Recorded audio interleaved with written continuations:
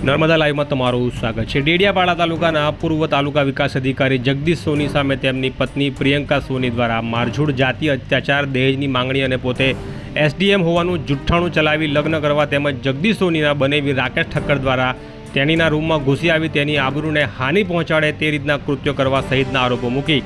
જગદીશ સોની તેની માતા જશોદાબેન, બહેન ગાયત્રી, રાકેશ ઠક્કર અને જગદીશના ડ્રાઈવર સહિત કુલ 5 લોકો સામે રાજસ્થાનના ધોલપુર ખાતે પોલીસ ફરિયાદ નોંધાવતા ચકચાર મચી ગઈ હતી। ત્યારે આખરે 2 મહિના વીતી ગયા બાદ ગઈકાલે રાજસ્થાન પોલીસ તરફથી આ મામલે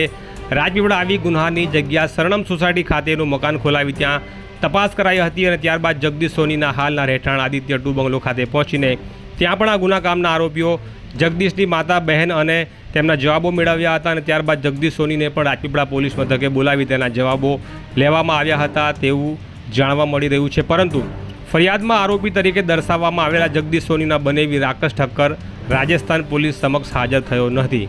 રાકેશ ઠક્કર સામે નોંધાયેલી કલમ BNS 74 મુજબ તે બિનજામીનપાત્ર ગુનાની જોગવાઈ હોય, પોલીસ તેને પકડીને લઈ જાય તેવી શક્યતા હોય, કદાચ પોલીસ સમક્ષ તે હાજર થયો નથી તેવી સૂત્રો તરફથી હાલ અમને માહિતી મળી રહી છે। બનાવની પાછલી વિગતોની વાત કરીએ તો આ બનાવ જ્યારે સામે આવ્યો ત્યારે ડેડિયાપાડા તાલુકાના વિકાસ અધિકારી તરીકે કાર્યરત એવા જગદીશ સોની સામે તેમની જ પત્ની દ્વારા લગ્નના 6 જ મહિનામાં ગંભીર આરોપો મૂક્યા હતા। એ સિવાય પણ તાલુકા વિકાસ અધિકારી તરીકે જગદીશ સોનીનો કાર્યકાળ તેઓ સતત વિવાદોમાં રહ્યા હતા। ત્યારે તેમની પત્ની દ્વારા કરાયેલા આક્ષેપો મુજબ જગદીશ સોનીના કોઈ પરસ્ત્રી સાથેના સંબંધો અને તેને મારઝૂડ કરવામાં આવતી હતી અને તેની સાથે